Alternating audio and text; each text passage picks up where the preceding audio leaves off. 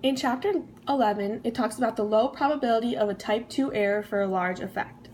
This occurs if you by chance randomly select the sample mean that's originating from a very small proportion of the true sampling distribution of the mean. By the decision rule, you would retain the null hypothesis. However, since the null hypothesis is really false, you just made an incorrect decision, and this is the type 2 error. Another word for this is called beta. It's the probability of retaining a false null hypothesis. Next, the book looks at the high probability of a correct decision for a large effect. So this happens when, by chance, you randomly select the sample mean originating from a large shaded proportion of the true distribution. By the decision rule, you would reject the null hypothesis. And since the null hypothesis really is false, you were correct in your decision. This is also a type 2 error, since the null hypothesis is false and an error is committed.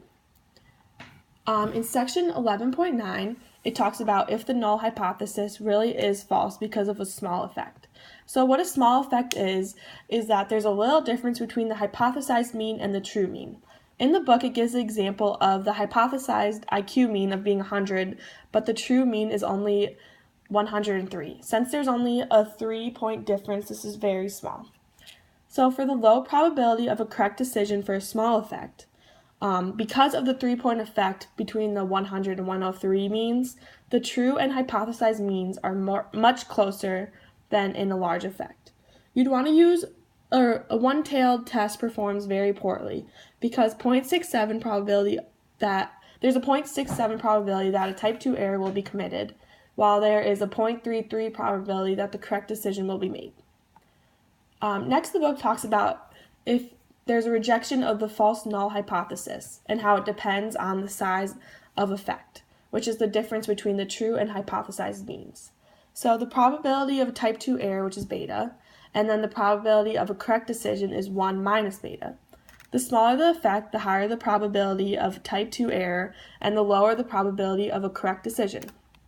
So another way to put that is that if the null hypothesis is false, there means that there is an effect on this hypothesis. So the smaller the effect, the less likely it will be detected by correctly rejecting the false null hypothesis.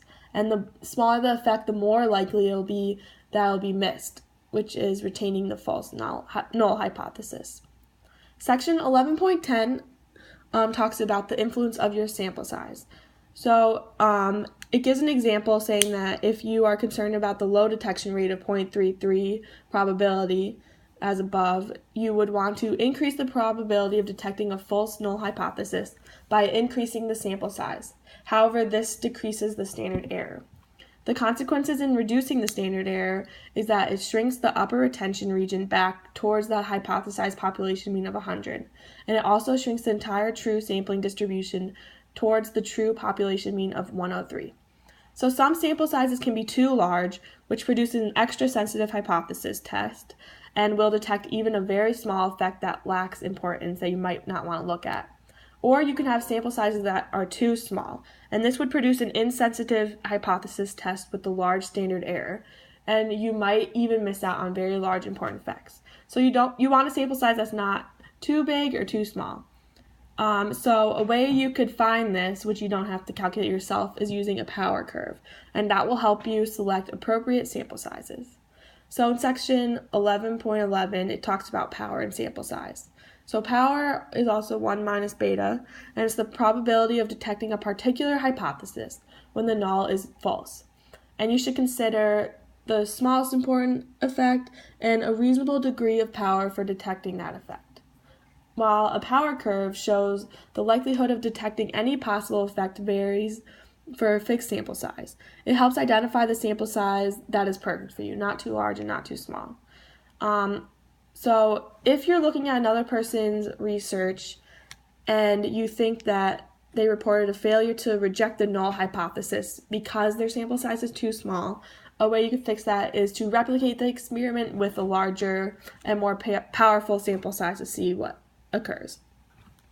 Also, you use the power curve to predict the true effect size, which you do not need to predict on your own, which I already said, and then To initiate a power analysis, you can use manual or electronic calculations, and some programs that you could use is Minitab, SPSS, and SAS.